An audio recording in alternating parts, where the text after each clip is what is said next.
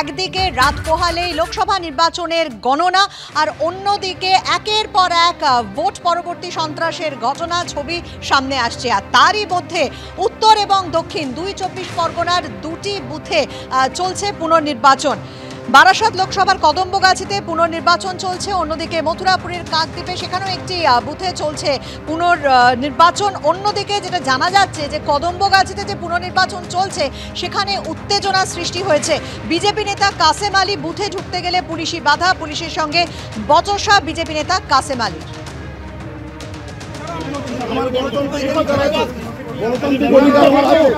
মানুষের গণতান্ত্রিক অধিকার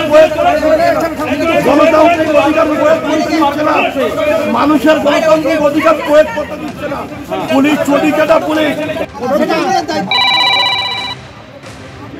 কথা বলবো আমাদের প্রতিনিধি সমীরণ পালের সঙ্গে। সমীরণ, বিজেপির তরফ থেকে শতাধিক বুথে আমরা জানি যে পুনর্নির্বাচনের জন্য নির্বাচন কমিশনের কাছে চিঠি দেওয়া হয়েছিল।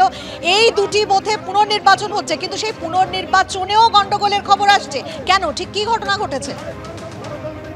61 নম্বর বুথ কদম্বগাছি সর্দারপাড়া এবং সেখানে বারাসাত লোকসভার দেগঙ্গা বিধানসভার অন্তর্গত গত পরশু দিনকে সেখানে নির্বাচন চলাকালীন 61 নম্বর বুথের তৃণমূলের এজেন্ট জাকির হোসেন তার বিরুদ্ধে অভিযোগ করতে তিনি ছাপ্পা ভোট পরিচালনা করছেন।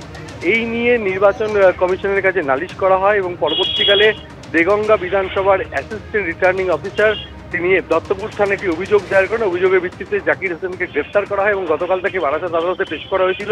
14 দিনের জেল হেফাজতের নির্দেশ দেওয়া আছে।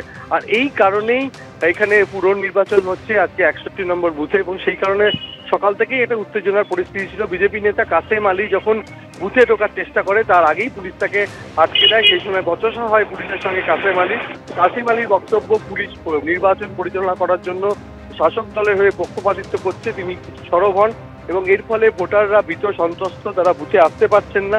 তারপরে তিনি গ্রামে যান, গিয়ে ভোটারদের সাথে কথা বলেন তারা যাতে নির্ভয়ে ভোট দিতে পারেন।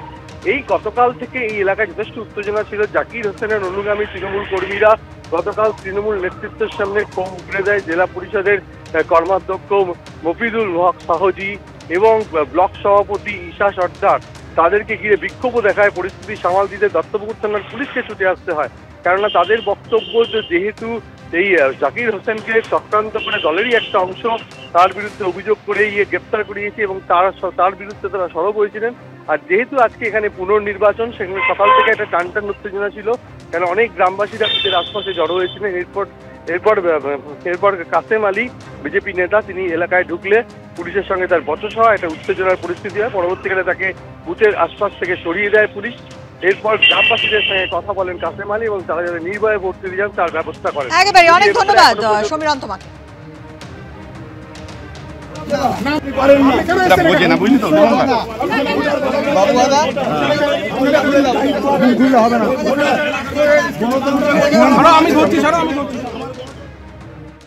আমার কাছে ফোন এসছে, আমাদের পার্টির এজেন্ট আছে, মানুষ ভোট দিতে পারছে না, মহিলারা বেরোতে পারছে না, মহিলারা ভীত সন্ত্রস্ত।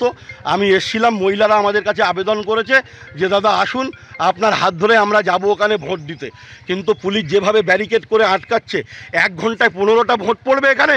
মানুষ ভোট দেওয়ার জন্য উঁচিয়ে আছে, ভয়তে আসছে না, পুলিশের ভয়তে। পুলিশ দলদাসে পরিণত হয়েছে, পুলিশ ভয় পেয়েছে, তৃণমূল কংগ্রেস হারছে।